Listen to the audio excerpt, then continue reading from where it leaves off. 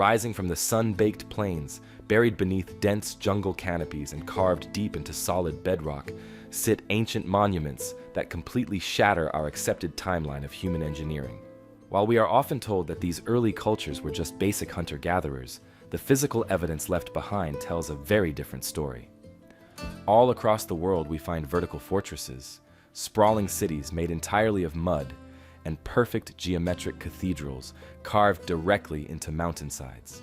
These ancient structures were built on a scale so massive and with such specialized precision that they make us question everything we thought we knew about the ancient world. So join us today as we look at 10 of these sites and investigate how these ancient cultures mastered advanced fluid dynamics, acoustic engineering, and extreme logistical operations, entirely without the help of modern machines. And remember, as always with our videos, while the visuals are there for context, they aren't necessary to enjoy the journey. The stories and the scale of these structures speak for themselves. So sit back, relax, grab a snack, and join us. And if you enjoy in-depth, well-researched documentaries like this every single week, then make sure to subscribe. Now, let's get started.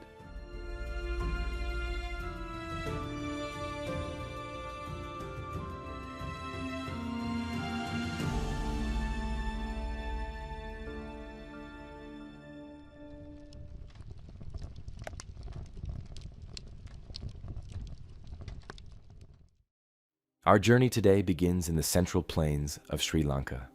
Imagine looking out over miles of sweeping, flat savanna, where the wind rolls across endless fields of tall grass before blending into the dense jungle canopy. And rising abruptly through this rolling green landscape is a massive sheer column of solid granite. This towering monolith is called Sigiriya, and it stretches over 200 meters straight up into the sky. It casts a huge shadow over the forest floor below, looking completely out of place as it stands entirely alone without any other mountains nearby. For hundreds of years, the thick Sri Lankan jungle simply swallowed the site, hiding its secrets under heavy vines and roots. The local people knew the giant stone was there, but the true scale of what was hidden remained completely lost until the 19th century. In 1831, a British Army major named Jonathan Forbes was riding through the area when he spotted the massive granite block towering over the tree line. He quickly organized a team to hack through the heavy brush, wanting to map the base of the rock. What his expedition uncovered in the dirt immediately turned this natural wonder into a massive archaeological mystery. Clearing away centuries of mud, they found heavy brickwork seamlessly built right into the natural stone. The most amazing discovery at the base was a pair of enormous lion paws, carved straight out of the rock and surrounded by thick masonry. These giant claws were originally part of a colossal brick lion that guarded the main stairway to the upper levels. Anyone visiting originally had to walk right through the open mouth of the beast to start their steep climb up the cliff face. Just the sheer size of the entrance hinted that something massive was built high above the jungle floor. History books tell us this entire complex was built by King Kasyapa, who ruled the region around 477 AD. The accepted story says that Kasyapa took the throne by force and lived in constant terror that the rightful heir would return for revenge. Driven by this heavy paranoia, he decided to completely abandon the old capital and move his entire government to the safest place he could find. He chose the flat top of Sigiriya, wanting to build a fortress in the sky to protect his crown. However, the physical ruins left behind show that he built something much more complicated than a basic military bunker. Kasyapa planned a sprawling, highly organized city that stretched far past the bottom of the rock. The western approach to the stone features a massive network of water gardens covering huge sections of the lower plains. These gardens are laid out with perfect symmetry, using a very complex series of retaining walls, terraced pools, and decorative fountains. The organized layout heavily contrasts with the wild, messy jungle around it, showing a society that deeply understood how to control their environment. Just moving the dirt to create these perfectly flat water features is a massive construction project on its own. The real mystery of Sigiriya starts when you look up from the gardens and focus on the top of the 200-meter rock. The flat summit covers roughly 4 acres, and it was once completely covered by a luxurious, multi-level palace. Digging at the top revealed the heavy foundations of massive brick buildings, smooth marble floors, and a series of viewing platforms. It was a fully working royal city, complete with living quarters, meeting halls, and deep pools to catch the rain. The layout is beautiful, but figuring out how ancient workers actually put an entire city on top of a sheer cliff remains highly controversial. Mainstream history usually treats the building of Sigiriya as a normal project, finished by thousands of workers using basic manual labor. That explanation falls apart very quickly when you actually look at the sheer weight of the building materials found on the top. The workers had to carry millions of baked bricks, heavy wooden beams, and massive blocks of imported marble straight up a vertical rock wall. The natural sides of Sigiriya offer almost zero places to step, meaning every single piece of material had to be hauled up using primitive wooden scaffolding or heavy ropes. Even today, tourists get exhausted making the climb using modern steel stairs bolted into the rock. Organizing a crew to carry thousands of tons of heavy material up a cliff while fighting strong winds and dangerous heights is a major logistical nightmare. A single dropped stone or a broken scaffold would cause massive delays and a huge loss of life. When you calculate the man-hours needed, the strength required for the lifting ropes, and the very short length of Kasypa's reign, the math simply does not work out.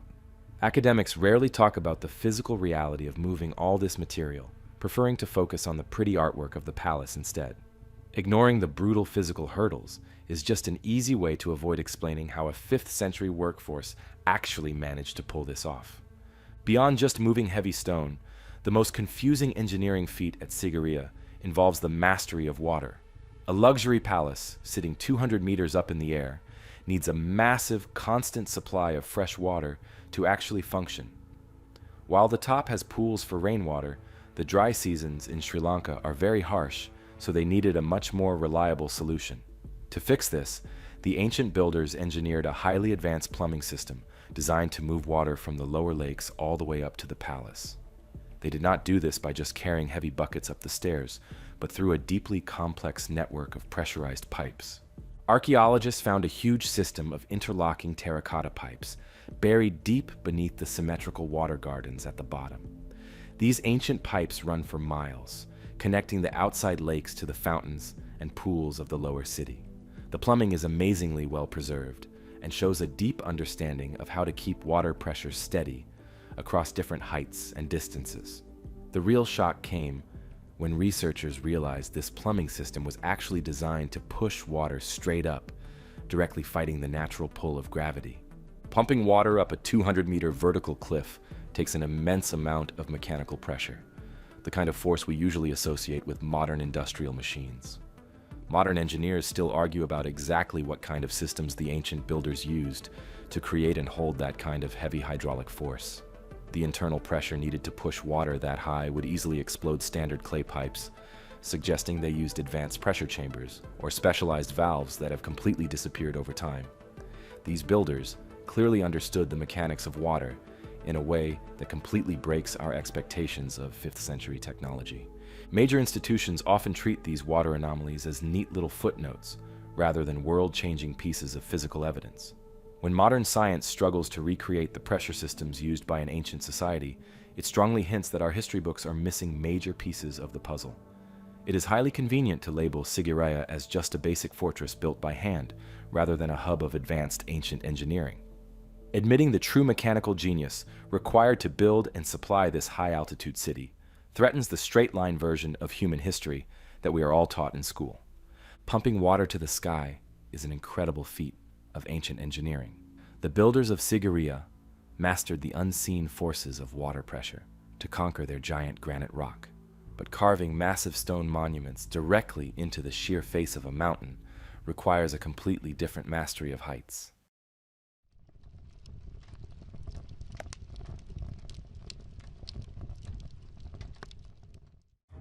We now move our timeline back to roughly 1000 to 500 BC, traveling into the dry landscapes of modern-day Iran, where the Zagros Mountains cut sharply across the desert floor to create a huge vertical wall of stone. Carved directly into the upper reaches of this towering cliff face are 4 massive cross-shaped facades. Picture seeing these for the first time, as they hover high above the ground like giant shadowy doorways leading directly into the mountain.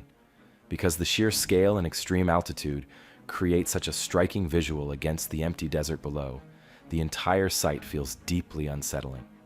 With no ramps or paths leading up to them, they look as though they were placed there by magic rather than human hands.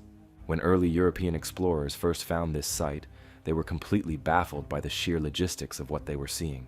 Approaching the cliff face from the desert meant the extreme height of the carvings made them completely unreachable for the survey teams, so the explorers had absolutely no way to get to the entrances, leaving them to sketch the huge crosses from a distance while actively debating how the rock was ever cut.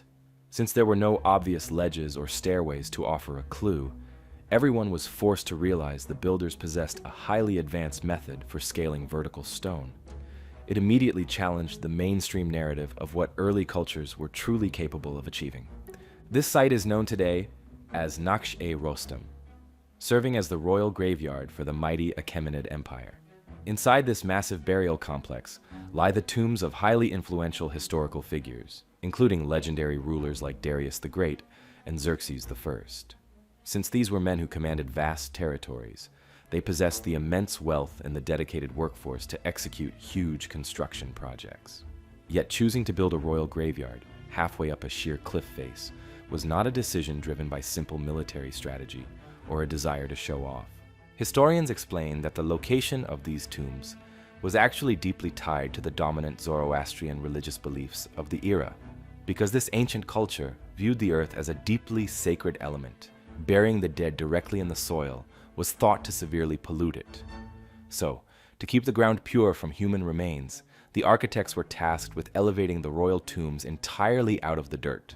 In order to solve this strict religious rule, the builders chose the most physically demanding path available, opting to hollow out the mountains themselves. Behind each of the 4 massive crosses hides a deep internal chamber, cut straight into the solid bedrock to house the royal bodies. While creating a secure tomb is a standard practice for any ancient empire, executing that plan dozens of feet up, a vertical drop turns the project into a major engineering mystery. The true puzzle of Naqsh-e-Rostam lies entirely in the extreme logistics of carving stone at high altitudes. Building a structure from the ground up allows workers to stand on solid earth, adjusting individual blocks and easily correcting minor mistakes as they go. But carving directly downward into a mountain is a completely different story. It leaves absolutely zero margin for error, as a single misplaced strike or deep fracture would completely ruin the entire cross shape, which means the builders had to calculate the exact interior spaces and the perfect exterior lines long before a single piece of rock was removed. For reference, modern construction crews require digital laser mapping and heavy diesel machinery to execute this kind of precision mountain carving today. Yet, the ancient architects somehow achieved the exact same flawless spatial planning without any modern help at all. Experts often suggest the workers simply hung from long ropes, swinging against the rock wall while using heavy mallets to chip away at the stone. However, this explanation simply does not make any sense whatsoever, because a worker hanging from a rope has absolutely no leverage. The force of a heavy hammer swing would just push their body away from the rock face. Delivering the thousands of high-impact strikes needed to hollow out a mountain requires a completely rigid and stable platform. You simply cannot carve perfect right angles and smooth surfaces while dangling in midair from a hemp rope. So, if the workers did not hang from ropes, the only other logical option is the construction of massive wooden scaffolding, spanning the entire height of the cliff. Picture the logistics of hauling thousands of heavy wooden beams into a barren desert to construct a secure platform for hundreds of stonemasons. For reference, erecting a modern scaffolding system of this size requires heavy steel pipes, flatbed transport trucks, and industrial cranes to lock the pieces into place securely. The ancient scaffolding would have to remain perfectly stable while enduring heavy desert winds and supporting the sheer weight of the falling stone. Even if they managed the scaffolding, the mainstream assumption that these flawless facades were created using basic copper chisels simply does not add up. Because copper is a very soft metal, using it to cut perfectly straight lines into the hard bedrock of the Zagros Mountains is incredibly difficult.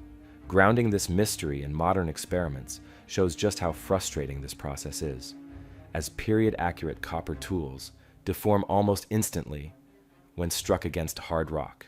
The tools would constantly blunt and break against the mountain, slowing progress to a frustrating crawl. Yet the sheer perfection of the cuts and the sharp 90-degree inner corners suggest the use of advanced geometric tooling that is rarely attributed to this era. It is highly convenient for traditional historians to label this as a standard ancient burial site rather than an epicenter of high-altitude engineering. By talking endlessly about the artwork and the religious texts, they actively distract from the glaring construction anomalies staring right at them. The sheer physical reality of this stonemasonry simply doesn't align with the primitive tools assigned to the era. It forces us to ask if these builders had access to construction methods that have been completely lost to time. And so, leaving the high-altitude desert of the Zagros Mountains behind, we journey half a world away to the dense, sweltering jungles of Mexico. Here, an entirely isolated society was busy solving a very different architectural puzzle, mastering the complex flow of pressurized water deep beneath the earth.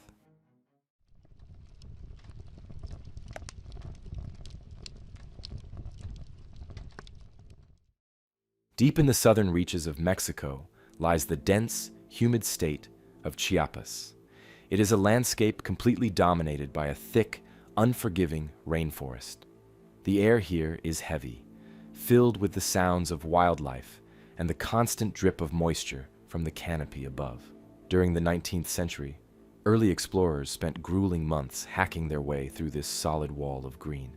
They endured heavy rains and harsh conditions just to map the uncharted territory. What they eventually stumbled upon, hidden completely beneath the overgrown vegetation, were the peaks of massive stone pyramids.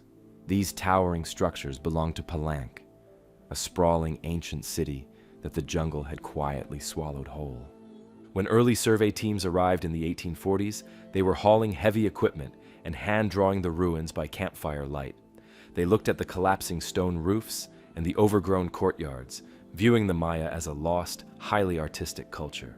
They could easily see the magnificent surface architecture, but the true civic engineering of the city was buried deep underground.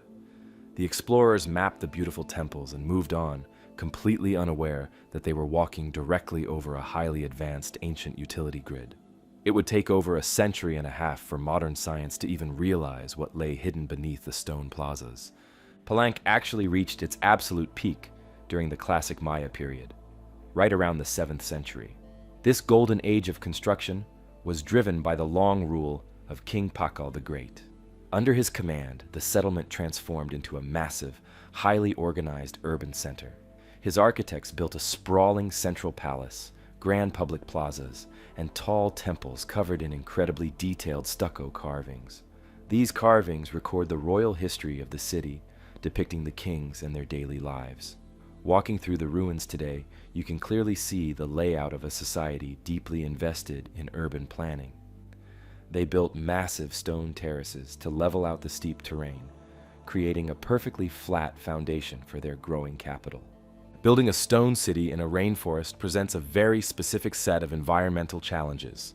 The region receives massive amounts of rainfall every single year, and the city itself sits directly at the base of a steep mountain range, which means heavy floodwater constantly flows down the slopes and directly into the city center. For a long time, traditional archaeologists assumed the Maya simply built basic stone trenches to channel this water away from their buildings. They viewed the Maya as brilliant astronomers and sculptors, but generally treated their practical city engineering as fairly basic. That view held strong for decades, until a closer look beneath the surface revealed something entirely unexpected. The true mechanical genius of Palenque was finally uncovered by modern hydroarchaeologist Kirk French. He decided to map the underground water systems of the city, looking to understand exactly how the ancient builders handled the heavy jungle runoff. During his surveys, he and his team zeroed in on a specific underground channel known as the Piedras Bolas Aqueduct. This stone tunnel was fed by a natural spring located much higher up on the mountain. As French traced the path of the aqueduct down the slope, he noticed a deliberate and highly unusual change in the architecture of the tunnel itself. The main tunnel was built wide near the top of the spring to catch a large volume of water. However, as the stone channel moved downhill, the walls were constructed to gradually taper inward. By the time the aqueduct reached the lower city, the opening was dramatically smaller than it was at the source. This narrowing design was not an accident, and it certainly wasn't a shortcut taken by tired builders. By forcing a large volume of water downhill into a much tighter space, the Maya actively created hydraulic pressure. The water shooting out of the lower end of the aqueduct was under enough force to spray upwards of 20 feet into the air. Building this system required incredible foresight and precision. The builders had to carve the limestone blocks to fit together perfectly, sealing the joints tightly, so the water pressure didn't simply burst through the sides of the tunnel. If the taper was too steep, the pressure would destroy the walls entirely. If it was too gradual, the water would just slowly trickle out. They had to calculate the exact ratio of the water volume compared to the decline of the hill. All of this was done using local stone and a flawless grasp of mathematics to create a system that worked perfectly without any modern metal valves or pumps. Finding engineered water pressure in an ancient Mesoamerican city presents a major problem for the established timeline of human invention. Mainstream history books confidently state that pressurized water was strictly an old world invention. It is widely taught in universities that the Romans were the only ancient society capable of engineering this kind of advanced plumbing. The physical evidence at Palenque proves that completely isolated Maya engineers independently mastered the complex physics of fluid dynamics. They did this centuries before any European contact, completely changing what we know about their technological capabilities. This was not just a theoretical science experiment for the Maya. They actively used this pressurized water to greatly improve their daily lives in the city. The force generated by the Piedras Bolas Aqueduct was enough to power decorative fountains in the main plazas, creating a massive display of wealth and control over nature. Even more impressively, it allowed the residents to run fresh, pressurized water directly into their homes. They effectively created a working system of indoor plumbing, right in the middle of a dense jungle over 1,000 years ago. Modern academia often has a very hard time updating the history books when physical evidence like this is found. The narrative that Rome was the absolute peak of ancient engineering is deeply entrenched in the traditional maps of history. When a jungle society is proven to have working indoor plumbing, it is often minimized in the official reports to protect the older theories. The physical reality of finding engineered water pressure hidden under the jungle completely redefines what early societies were capable of. The Maya essentially turned the mountain itself into a hydraulic machine. That exact same approach of using the earth as a tool, rather than just a foundation, appears again thousands of miles away in the highlands of Ethiopia. Only these builders weren't carving narrow stone channels to push water. They were slicing straight down into the volcanic bedrock, pulling entire geometric cathedrals directly out of the ground.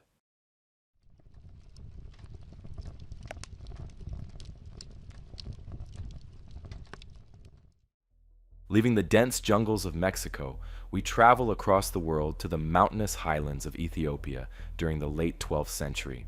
The landscape here is defined by rolling hills and vast stretches of flat, red volcanic rock. Picture standing on a perfectly level expanse of this hard earth, only to suddenly look down into a massive vertical pit.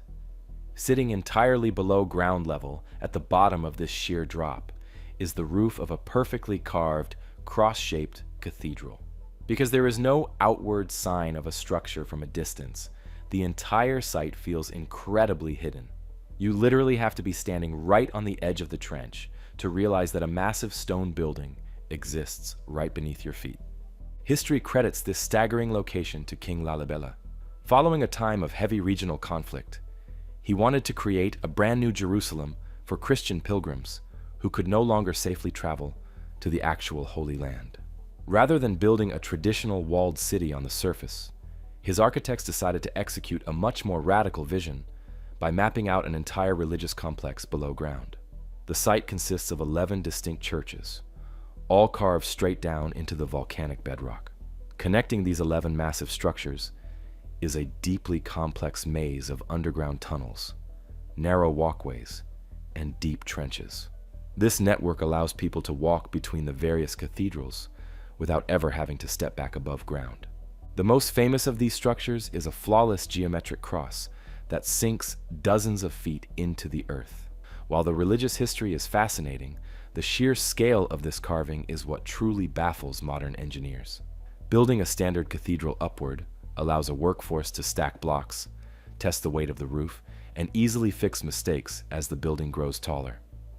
Carving a massive building downward out of a single continuous piece of stone means there is absolutely zero margin for error. A single deep crack in the rock or one heavy misplaced hammer strike would instantly ruin an entire building. The architects had to map out every single room, arched window, and decorated doorway inside the solid rock before the first piece of dirt was ever removed. For reference, executing this kind of precision today requires highly advanced digital modeling software and laser-guided machinery. The ancient Ethiopian builders had to calculate the exact interior spaces and the weight of the stone ceiling using nothing but pure mathematics and spatial awareness. Picture the logistics of hollowing out a room inside a mountain, knowing exactly how much stone to leave on the ceiling so it doesn't collapse on the workers below. The interiors of these churches feature beautifully vaulted ceilings and smooth floors, all carved from the exact same block of bedrock to achieve perfect symmetry in the dark. They had to account for the natural faults hidden inside the stone, adjusting their carved pillars on the fly to support the massive weight above. Recent geological surveys show that they also had to plan highly complex exterior water drainage systems at the exact same time.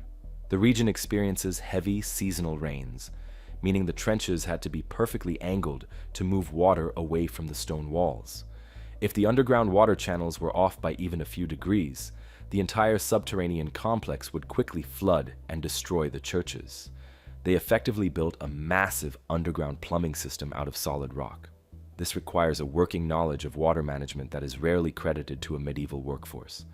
The physical reality of hollowing out these deep trenches brings up a massive logistical hurdle that traditional history books often gloss over. Carving the stone is only the first step. The workers then had to find a way to manually lift thousands of tons of heavy volcanic rubble straight up out of the deep pits to clear the site. For reference, modern industrial cranes can only lift roughly 50 to 100 tons at a time. The ancient workers had to haul an unbelievable amount of waste rock up sheer, vertical walls using highly restricted spaces. Because the trenches are so narrow, there is very little room to set up large wooden lifting frames or heavy ramps. The mainstream timeline aggressively pushes the idea that a small medieval workforce completed this massive removal of rock in just 24 years. Figures who act as firm gatekeepers for this accepted timeline defend the narrative at all costs. They often write off these heavily engineered sites as the simple product of intense religious devotion and basic manual labor. By focusing entirely on the faith of the builders, they actively avoid answering the hard mathematical questions about the required construction rate. To finish 11 underground churches in a few decades, the workers would have to remove a staggering amount of solid rock every single day without a single structural failure. Grounding this mystery in the failure of modern experiments shows a very different physical reality. When modern crews try to recreate this exact type of rock carving using period-accurate hand tools, the metal tools quickly warp and shatter against the dense volcanic stone. The idea that primitive iron picks and chisels could perfectly hollow out 11 massive cathedrals in such a short timeline simply does not add up whatsoever. The tools would require constant sharpening and replacement, slowing the daily progress to an absolute crawl. It highlights a massive gap between the physical evidence in the stone and the simple tools they supposedly had access to. The math regarding the amount of stone removed, the water systems, and the incredibly tight timeline is heavily disputed by independent engineers. It makes us question if our maps of medieval technology are deliberately hiding a much more advanced civilization that possessed building techniques we have yet to discover.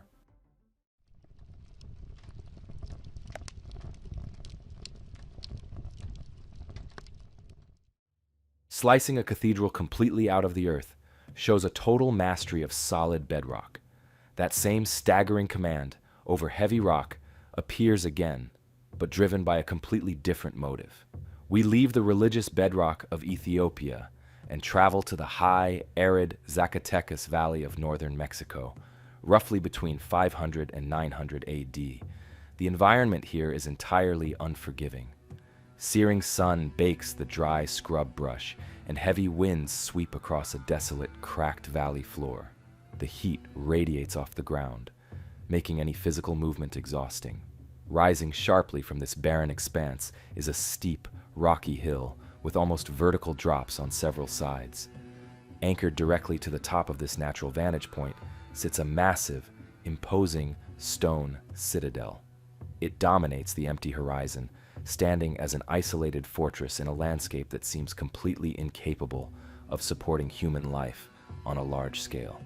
Walking through the outer defensive walls reveals a sprawling, highly organized complex known today as La Quemada.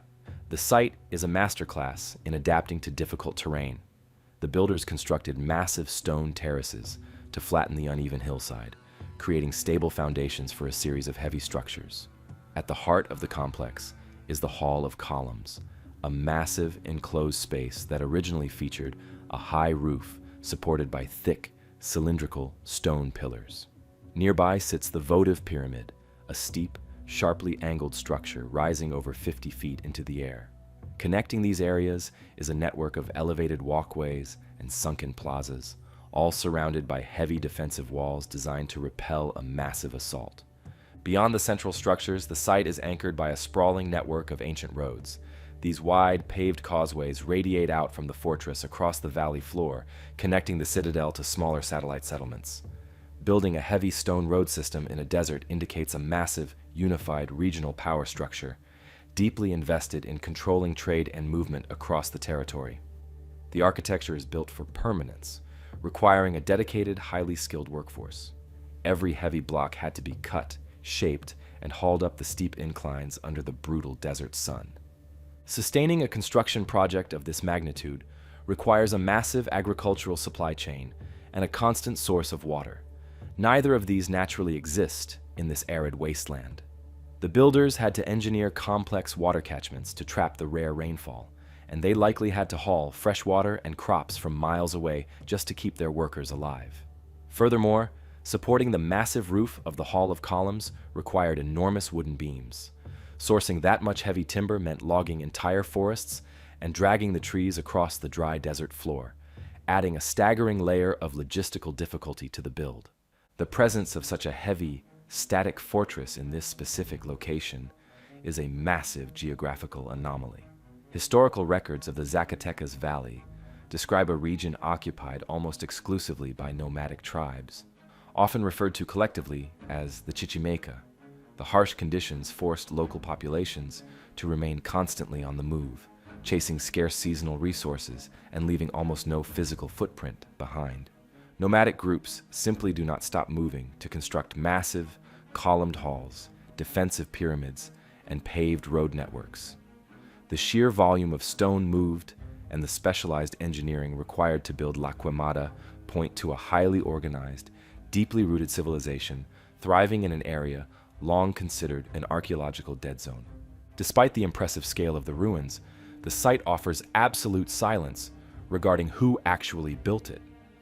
There are no written records carved into the stone, no identifiable statues, and absolutely no cultural markers tying the fortress to the recognized empires of ancient Mexico. Archaeologists looking for the standard architectural signatures of the Aztec, Toltec, or Maya find nothing. The builders remain a complete ghost society. They possessed the advanced knowledge to engineer a massive citadel, yet they operated completely outside the known borders of civilization. They left no clues about their identity, their language, or their true purpose in the desert. They existed as an isolated powerhouse, completely disconnected from the cultural hubs further south. The mystery deepens significantly when examining the dark physical evidence left scattered across the ruins. Excavations throughout the fortress uncovered massive deposits of human bones. These were not formal, organized burials, tucked away respectfully in a cemetery. The remains were heavily fractured, highly disorganized, and thrown across the floors of the plazas and the pyramids. The bone fragments show signs of cut marks and extreme trauma, indicating a sudden, chaotic, and incredibly violent event. Finding massive amounts of broken human remains strewn across the living spaces paints a brutal picture of the final days of this citadel. Adding to this grim scene is a thick layer of ash and deep scorching permanently baked into the stone walls. The name La Quemada actually translates to the burned city, and the physical damage shows exactly why. The fortress did not simply fall into ruin over time through neglect or a slow migration away from the desert. It was consumed by an incredibly intense fire that brought the heavy timber roofs crashing down on top of the columned halls. The extreme heat required to scorch the thick stone walls suggests a deliberate, overwhelming act of destruction. It was a calculated effort to completely erase the site from the map. The physical reality of the site leaves a massive burned scar on the historical record. An unknown civilization built a heavily fortified citadel to protect themselves in an incredibly harsh environment. They mastered the logistics of moving heavy stone and timber across a desert to build an impenetrable stronghold. Yet, an even stronger force eventually arrived at their gates, breached those heavy walls, scattered the defenders, and burned the entire city to ash. The identity of both the builders and the army that destroyed them remains completely unknown. The ruins were then completely abandoned to the desert winds, standing as a silent monument to a forgotten war.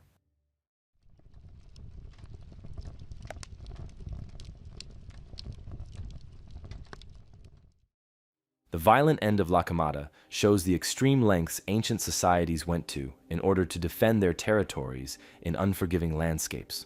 While that anonymous society tried to defend stone walls in the north, another culture was busy tackling an equally harsh environment further south, and so we leave the scorched ruins of the Mexican desert and travel down the Pacific coast to the Moche Valley of Peru.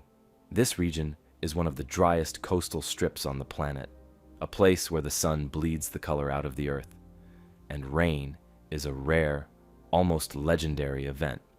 Yet, sprawled across 20 square kilometers of this dusty plain, sit the remains of a metropolis that defies every rule of architecture.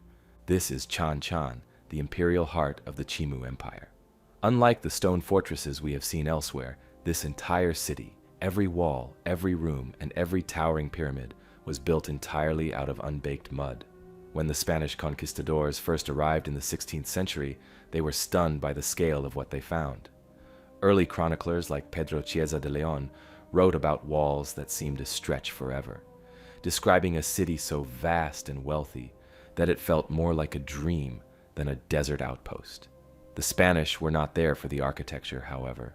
They were lured by rumors of walls of gold. They found palaces where the adobe was once sheathed in shimmering precious metals, reflecting the brutal coastal sun. Walking through the ruins today feels like entering a massive earthen labyrinth. The city is divided into 10 distinct royal citadels, or ciudadelas, each one surrounded by thick adobe walls that reach 30 feet into the air. These were not just homes, they were self-contained universes. Each citadel contained its own palaces, plazas, massive storehouses, and even its own burial platform for the king. The Chimu were a highly organized and wealthy society that peaked between 850 and 1470 AD, ruling over 1,000 miles of coastline. They were the undisputed kings of the coast, and Chan Chan was the physical manifestation of their total dominance over the environment. The interior of the city is a masterpiece of clay art. Every surface is covered in incredibly detailed reliefs that repeat in endless, hypnotic patterns. Instead of the typical scenes of war or sacrifice found in other cultures, the Chimu decorated their world with the ocean. You can see miles of carved waves, schools of fish, seabirds, and even the intricate diamond patterns of fishing nets. These designs were pressed into the wet mud as the walls were built, creating a permanent connection between the city and the Pacific Ocean just a few miles away. But this choice of building material brings us to the first great mystery of Chan Chan. Building a world-class capital out of dried mud in a coastal valley is an extreme architectural gamble. While the region is usually bone dry, it sits directly in the path of the El Niño weather cycle. Every few decades, the climate shifts violently, dumping more rain in a single week than the valley usually sees in 10 years. Unbaked mud acts like a sponge when it gets wet. Under a heavy downpour, these massive walls should have simply melted back into the earth, turning the entire imperial capital into a flat plain of slurry. For reference, modern adobe structures in this same valley have been completely leveled by El Niño floods in recent decades. The mystery lies in why the Chimu chose to build the largest mud city on Earth in a place known for catastrophic rain. The physical evidence shows that they didn't just hope for the best, they possessed an advanced, long-term understanding of climate cycles that we are only beginning to grasp today. They engineered their walls with a specific taper, wider at the base and narrower at the top, to help shed water. They applied specialized protective coatings and designed complex drainage slopes that moved floodwater away from the structural foundations. They mastered the local environment so completely that their mud city stood firm for over 600 years, surviving storms that would have destroyed modern infrastructure. Surviving the rain was one challenge, but finding water to drink in a desert was another. To support a population of nearly 60,000 people, the Chimu had to rethink ancient water management. They excavated massive rectangular depressions deep into the desert floor known as huachaques. These were not your typical village wells. They were giant, walk-in reservoirs that reached down to tap directly into the natural water table hidden beneath the sand. These sunken gardens allowed them to grow crops and provide fresh water right inside the city walls, regardless of the desert heat. The engineering gets even more complex when you look outside the city. To keep the capital alive, the builders constructed a massive canal system that stretched for miles across the arid landscape. These channels were perfectly angled to pull river water from the distant Andes Mountains and guide it across the desert. For reference, maintaining a steady flow of water over miles of uneven sandy terrain requires a level of surveying precision that usually involves modern GPS and laser levels. The Chimu had to calculate the exact gradient of the land. If the canal was too steep, the water would move too fast and erode the dirt walls. If it was too flat, the water would just soak into the sand and disappear. They managed this delicate balance for centuries, creating a thriving green oasis in one of the harshest environments on the planet. This system was so vital that it eventually became their undoing. When the expanding Inca Empire arrived in the late 15th century, they found the 30-foot mud walls of Chan Chan nearly impossible to breach. The city was a fortress. However, the Inca realized they didn't need to break the walls. They just needed to find the pulse of the city. They located the main canal in the mountains and diverted the water away. Without their artificial river, the desert reclaimed the capital in a matter of weeks, forcing the Chimu to surrender their empire. Even after the fall, the mystery of the hidden wealth of Chan Chan continued to haunt the site. For centuries, looters and treasure hunters have tunneled through the adobe walls, searching for the gold that the Spanish chroniclers first described. In 1801, a single raiding party reportedly pulled over $3 million worth of gold artifacts from just one of the royal tombs. This constant pillaging has left the city scarred, yet the massive earthen walls remain. The sheer volume of dirt moved to build this metropolis, combined with the precision of the water systems, proves that the Chimu were masters of civil engineering.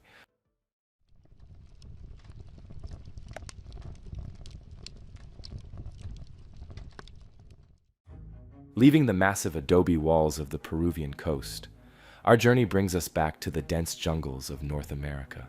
Moving deep into the Puc region of the Yucatan Peninsula, the landscape shifts from arid desert to a thick, low-hanging tropical forest.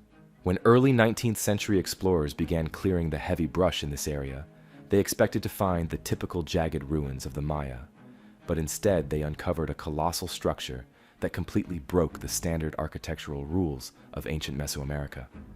Rising over 100 feet into the jungle canopy is a massive building known as the Pyramid of the Magician. Unlike the sharp-stepped corners found at nearly every other site in the region, this massive monument features incredibly smooth, rounded edges. The entire base of the structure is elliptical, giving it a sweeping, almost aerodynamic profile that stands in stark contrast to the hard right angles usually associated with ancient stone construction. This site is the ancient city of Uxmal, and it reached its absolute peak of power during the late Maya period between 700 and 1000 AD. The rounded pyramid is the centerpiece of a sprawling urban complex defined by a highly specific building technique known as Puuk architecture. The defining feature of this style is the upper half of the buildings, which are completely covered in incredibly intricate mosaic-style stone facades. The builders did not just carve patterns directly into a flat wall. They carved thousands of individual geometric pieces of limestone and then fit them together like a massive, heavy jigsaw puzzle to create repeating patterns of serpents and complex latticework. Assembling these interlocking stone mosaics across the faces of massive buildings requires an extreme level of mathematical precision and advanced spatial planning. To fully appreciate the scale of this stonework, you have to look at the nearby administrative building, which sits on a massive artificial platform right next to the pyramid. The upper facade of this single building stretches for over 300 feet and contains more than 20,000 individually carved stones. Every single piece was shaped using basic tools and set into place without the use of heavy metal lifting equipment. The sheer volume of limestone quarried, transported, and carved to build this city requires a logistical supply chain that rivals any modern construction site. The workers had to extract the raw stone from local quarries, drag it through the dense tropical heat, and then hand it over to master craftsmen who executed the flawless geometric designs. The true engineering anomaly of Uxmal lies in the physical construction of the main pyramid itself. Building a standard square pyramid is a relatively straightforward process of stacking blocks inward at a steady, predictable angle. Building a massive structure with curved elliptical sides is vastly more difficult mechanically. The architects had to constantly calculate the shifting radius of the curve at every single level, ensuring the heavy stone blocks locked together securely without compromising the structural integrity of the massive weight above them. The limestone blocks used for the outer casing had to be individually cut at very specific, varying angles to maintain that smooth, rounded outer profile as the building grew taller. Achieving this kind of flawless curved geometry on a monumental scale requires a deep understanding of load-bearing physics that goes far beyond basic masonry. Beyond the visual complexity of the curved walls, the builders of Uxmal engineered a highly deliberate, unseen feature directly into the stone. The steep limestone staircase running up the western face of the pyramid is not just a walkway for priests and royalty. It is a highly tuned acoustic instrument built on a massive scale. If you stand at the base of these steps and clap your hands loudly, the sound wave travels up the face of the pyramid and interacts directly with the carved stone. Instead of returning a normal hollow echo, the structure alters the sound completely. The echo that bounces back down the steps sounds exactly like the distinct, high-pitched chirp of the quetzal bird. The quetzal was a deeply sacred animal to the Maya, representing the physical connection between the earth and the sky. This acoustic phenomenon is not a random coincidence or a trick of the surrounding jungle environment. The effect is created entirely by the specific physical dimensions of the stone stairs. The height and depth of each individual step are carved to incredibly exact measurements, acting together as a massive, physical, acoustic filter. When the sharp sound of a hand clap hits the stairs, the sound wave is instantly fractured across the limestone geometry. The delay between the sound hitting the bottom steps versus the top steps creates a sweeping frequency shift, perfectly replicating the descending chirp of the sacred bird. For reference, achieving this specific audio trick in modern architecture requires computer modeling and highly specialized sound-dampening materials to precisely manipulate the bouncing sound waves. The builders of Uxmal somehow managed to calculate precise wave frequencies, and carved them directly into a massive stone matrix without any modern acoustic measuring tools. They designed a massive, load-bearing pyramid that also functioned as a flawless sound manipulator. It shows a society that possessed a working knowledge of acoustic physics that they seamlessly integrated into their grand civic engineering. The ability to mathematically predict how sound will behave when it hits a massive stone object, and then shape that object to mimic a specific biological sound, is an incredible technological achievement. It forces us to recognize that these ancient architects were working on a level of applied science that completely redefines our understanding of their true capabilities.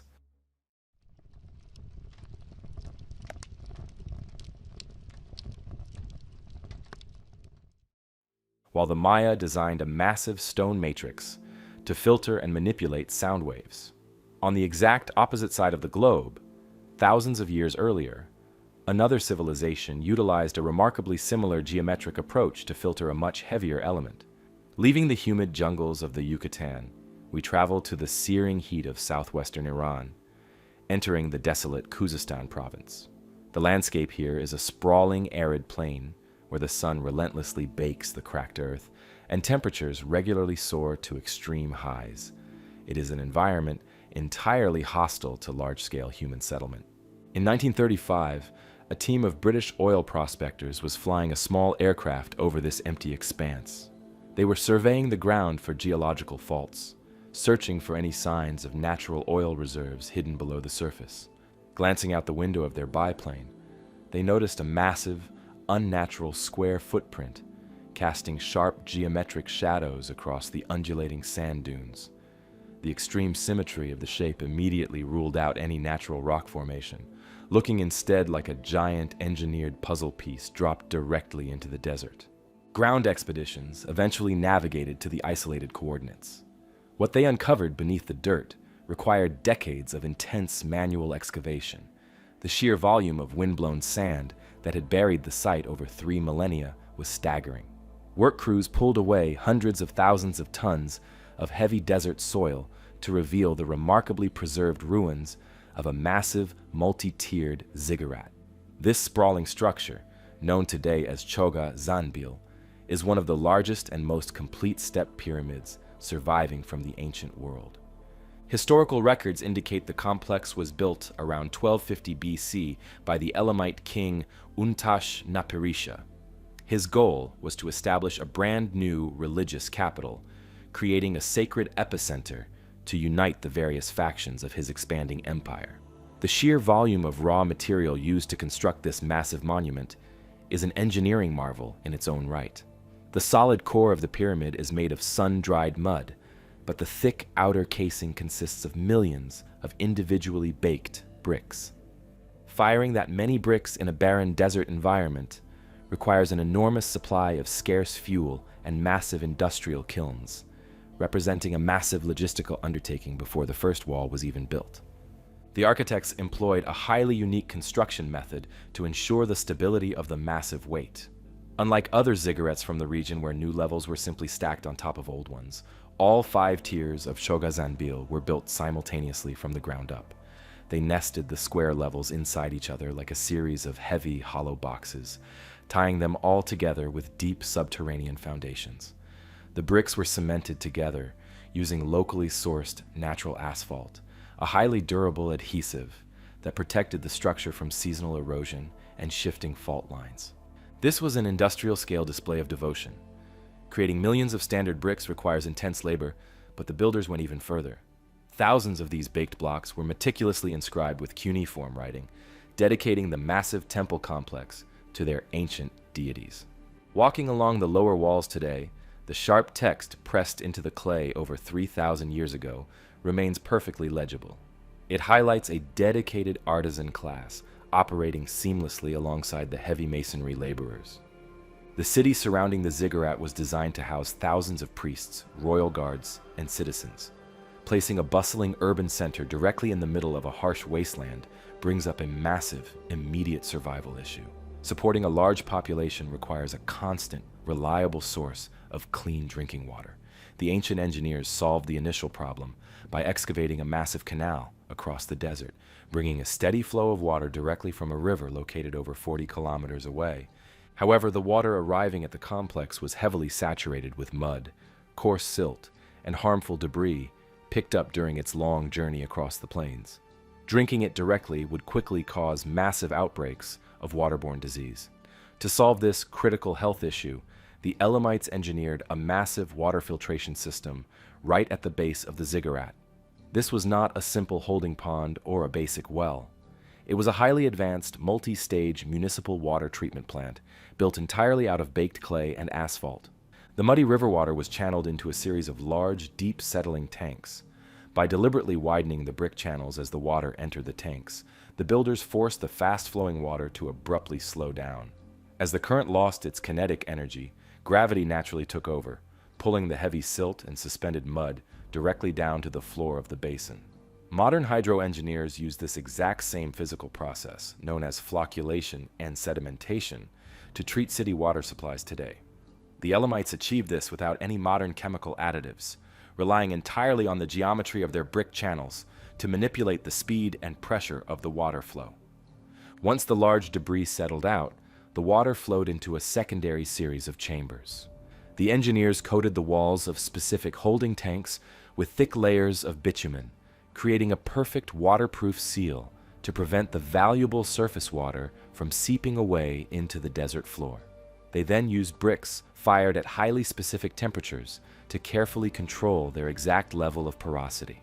The water was forced to slowly seep directly through these porous brick walls, which acted as a massive physical microfilter. This final stage trapped the remaining fine sediment, allowing clean, purified drinking water to pool in a designated basin on the other side. Operating a facility of this size required constant civic organization. Teams of workers had to regularly scrape the accumulated mud from the bottom of the settling tanks to keep the system running efficiently. The clean water was then carefully distributed to the massive population living around the Ziggurat, sustaining life in an environment that naturally rejects it. The physical mechanics of this filtration site force a major reevaluation of early Bronze Age capabilities. Historical accounts frequently describe societies from this era as operating on a very basic level, focused primarily on simple agriculture and bare survival. The existence of a dedicated municipal water treatment plant contradicts that assumption entirely. The Elamite engineers demonstrated a profound practical understanding of fluid dynamics, controlled sedimentation rates, and material permeability. They actively managed their natural resources using advanced civic engineering that easily rivals the mechanics of a modern municipal water plant.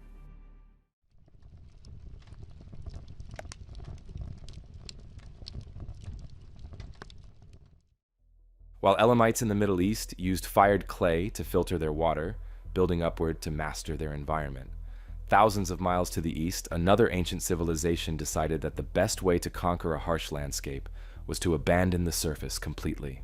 We journey to the blistering Turpan Basin in northwestern China. Here, nestled directly along the treacherous routes of the ancient Silk Road, sits a massive, leaf-shaped plateau of solid earth. Two deep river valleys, cut sharply along its edges, to create a sheer drop on all sides. When early 20th century explorers arrived in this remote valley to map the region, they walked across the flat top of the plateau and realized they were standing on the roof of an entire city. This is Jiaohe, and its story is one of survival and extreme cultural collision. Dating back to roughly 100 BC, the city was originally the capital of the Jushi kingdom, before falling under the control of the mighty Han dynasty. To understand the creation of Jiaohe, you have to understand the brutal reality of the Silk Road. Merchants leading heavy caravans across the Taklamakan desert faced weeks of blistering heat, blinding sandstorms, and the constant threat of bandit raids. For these exhausted travelers, this isolated plateau was a desperate safe haven. The steep natural cliffs acted as an impenetrable fortress against invading nomadic armies. Because the sheer drop provided perfect security, the builders never had to waste time dragging heavy stone to build outer defensive walls. Life inside Jiaohe was incredibly vibrant. It was a massive melting pot where East met West, serving as the front lines of global trade. Walking through the streets during its peak, you would hear a dozen different languages being spoken. Heavily armed garrison soldiers rubbed shoulders with wealthy merchants, trading silk, spices, and precious jade. Buddhist monks established sprawling monasteries right in the center of the city, turning it into a major hub for religious study. The air would have been thick with the smell of roasting meats, incense, and the constant braying of camels resting in the courtyards. Yet, despite the bustling, diverse population, the architects focused all their energy on a completely radical idea for city planning. Rather than stacking bricks or hauling timber to build upward, the builders of Jiaohe built their city backward. They started with the flat, tightly packed soil of the plateau and simply dug downward. They carved deep trenches to form the main streets and hollowed out massive square pits to create open courtyards. The dirt left, standing naturally, became the permanent walls of their homes, government offices, and large temples. Doing this requires an incredible level of foresight. You cannot easily add a new room or widen an alleyway once the surrounding earth has been cut away. Every single neighborhood and defensive watchtower had to be perfectly mapped out before the digging even began. Over several generations, workers hauled hundreds of thousands of tons of heavy dirt to the cliff edges, dumping the waste into the rivers far below. To create multi-story buildings, they would dig out the ground floor entirely and then carefully carve staircases leading up to a second level that remained flush with the original plateau surface. The ancient workforce achieved this massive removal using only hand tools and intense physical labor. Inside their sunken homes, they kept digging even deeper. They carved out underground storage bunkers to hoard grain and military supplies, ensuring they could survive long sieges from rival armies fighting to control the lucrative trade routes. This subterranean lifestyle also provided a brilliant escape from the brutal local climate. The Turpan Basin is famous for scorching hot summers and freezing, bitter winters. The thick, undisturbed earth naturally insulated the living spaces. It kept the sunken rooms remarkably cool during the blistering days and warm during the freezing nights, creating a highly stable and comfortable environment for the residents. Walking through the sunken avenues of Jiaohe today feels incredibly quiet, because the streets are dug deep into the earth. The high dirt walls absorb sound, creating a peaceful atmosphere that completely blocks out the howling desert winds. It is a brilliant adaptation to an environment that constantly tries to wear you down. Keeping a major military base alive in this dusty depression requires a massive amount of water. The surrounding seasonal rivers simply were not enough to support a growing population of soldiers, monks, and transient merchants. To solve this, the people of Jiaohe dug deep into the earth to create the Carrez well system. Working in near total darkness, miners carved long horizontal tunnels underground to pull fresh glacial meltwater from the distant Tian Shan Mountains directly into the city. By keeping the rivers completely hidden below the surface, they prevented the intense desert sun from evaporating their supply. They dug vertical shafts every few dozen yards, descending deep into the earth to carve out the horizontal channels by hand. These vertical shafts allowed workers to remove the excavated dirt and provided desperately needed fresh air to the miners working in the tight spaces below. The incline of the tunnel had to be steep enough to keep the water moving continuously, yet flat enough to prevent rapid erosion of the dirt walls. They managed to calculate this exact downward slope manually, working by candlelight while facing the constant threat of cave-ins.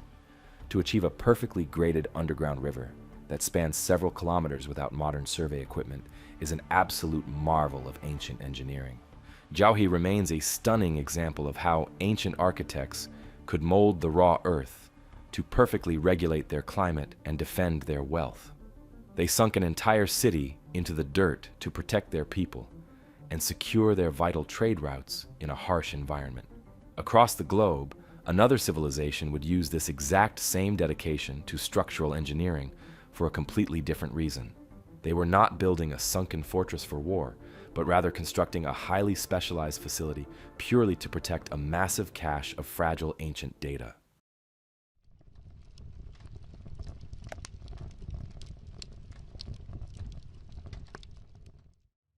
The ancient Greek city of Ephesus sits right on the edge of the Aegean Sea in what is now modern-day Turkey. Around the year 110 AD, this was one of the wealthiest and most vibrant port cities in the entire Roman Empire. The streets were lined with massive marble monuments, bustling marketplaces, and wealthy merchants trading goods from across the known world. It was an era of intense cultural pride and deep intellectual pursuit. To cement a legacy in a city this crowded with wealth, a public figure had to build something truly staggering. That exact ambition led to the construction of a building that housed one of the greatest collections of knowledge in antiquity. The project was commissioned by a powerful Roman consul named Gaius Julius Aquila. He wanted to build a lasting monument to honor his father, the highly influential senator Tiberius Julius Celsus Ptolemaeus. Celsus was a fascinating historical figure, a local Greek who rose through the ranks to become a major player in Roman politics. Aquila poured his massive personal wealth into designing a structure meant to rival the legendary archives of Alexandria. He also made a highly unusual request by asking to bury his father directly beneath the ground floor. Placing a tomb inside a public building within the city limits was incredibly rare in Roman culture, elevating the site into both a working archive and a sacred memorial. For centuries after the fall of the empire, the ruins of this massive project lay hidden beneath a pile of shattered columns and Mediterranean rubble. When excavation teams finally began clearing the heavy debris in the early 20th century, they meticulously pieced together a stunning two-story marble facade. The sheer scale and ornate detail of the carving revealed the entrance to the library of Celsus. The facade itself is a brilliant display of visual trickery, designed to make the building feel overwhelmingly grand. The builders constructed the marble steps and the front columns with a slight outward curve, and they made the central columns slightly thicker than the outer ones. This specific optical illusion tricks the eye, making the building appear significantly wider and taller than it actually is when viewed from the street. Standing between these massive columns are 4 detailed statues representing the core virtues of Celsus, highlighting his wisdom, character, judgment, and knowledge. The entire front of the building faces precisely east, which was a highly calculated decision by the architects. This positioning ensured the massive front windows caught the early morning sun, providing the best possible reading light for scholars without needing dangerous open flames inside the archive. The main reading room was built to hold an incredible collection of roughly 12,000 parchment and papyrus scrolls. Storing that much fragile material in a coastal city presents a massive logistical nightmare. The air in Ephesus is thick with salty sea humidity, and the summers deliver relentless baking heat. Parchment and papyrus are highly sensitive organic materials that react violently to weather changes. If they get too damp, they rot and succumb to mold very quickly, and if they get too hot, they become incredibly brittle and crumble.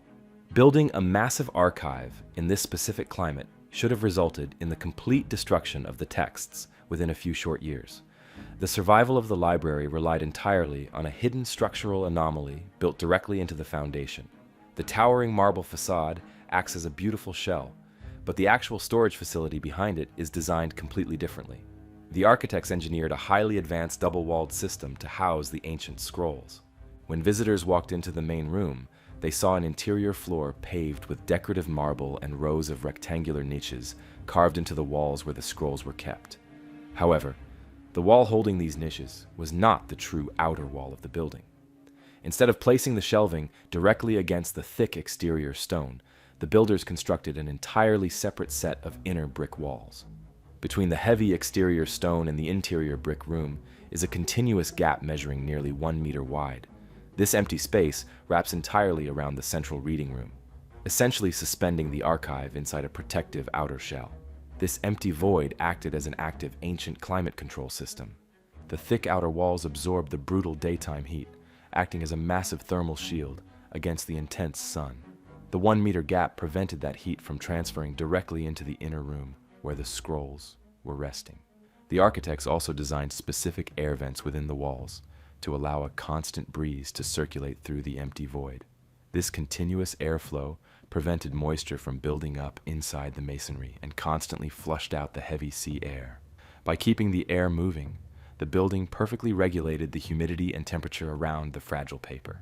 The entire structure functioned as a massive machine designed specifically to fight off the coastal weather. Achieving this level of environmental regulation shows that the builders understood exactly how their local climate behaved and engineered a brilliant countermeasure using only brick, stone, and empty space.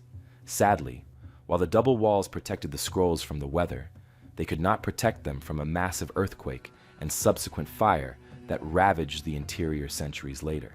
The roof collapsed, destroying the collection and leaving the building in ruins.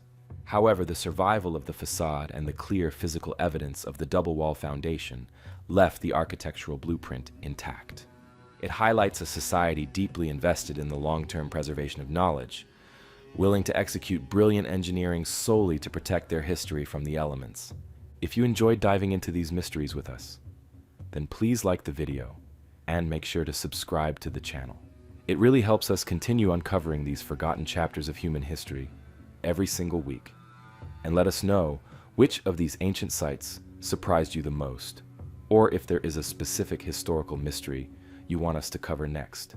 Thanks for watching, and as always, until next time, stay curious.